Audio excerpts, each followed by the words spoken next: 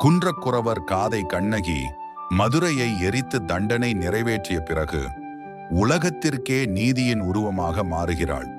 அந்த பயணம் அவளை குன்றுகள் நிறைந்த மலைப்பகுதிகளுக்கு அழைத்துச் செல்கிறது. அங்கே வாழ்ந்தவர்கள்தான் குன்றக்குறவர்கள், இயற்கையோடு ஒன்றாய் வாழும், உண்மை மற்றும் நேர்மையை மதிக்கும் மலை மக்கள். மலை மக்கள் கண்ணகியை முதலில் ஒரு சாதாரண பெண்ணாக அல்ல, ஒரு அற்புத சக்தியுடன் வந்த தெய்வீக பெண்ணாக உணர்கிறார்கள்.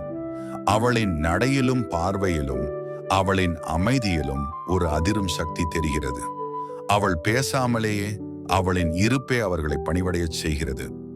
கண்ணகியின் வாழ்க்கை கதையை ஒரு அப்பாவி பெண் தன் கணவனுக்கான நீதிக்காக அரசனை எதிர்த்தாள். உண்மையின் முன் அரச அதிகாரமே தாழ்ந்தது.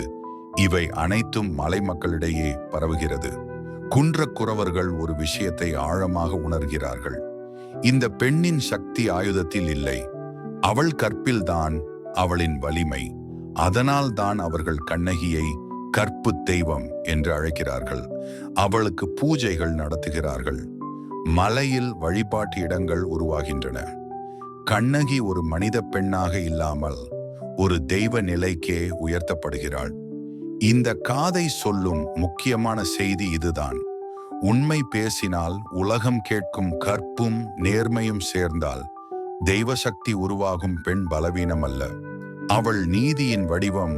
குன்றக்குறவர் காதை மூலம் சிலப்பதிகாரம் உலகத்திற்கு சொல்வது ஒன்று: கண்ணகியின் கற்பு சக்தி ஒரு நகரத்தை மட்டுமல்ல, முழு உலகத்தையும் அதிர வைத்தது. அவள் நடந்த இடமெல்லாம் தெய்வம் பிறந்தது.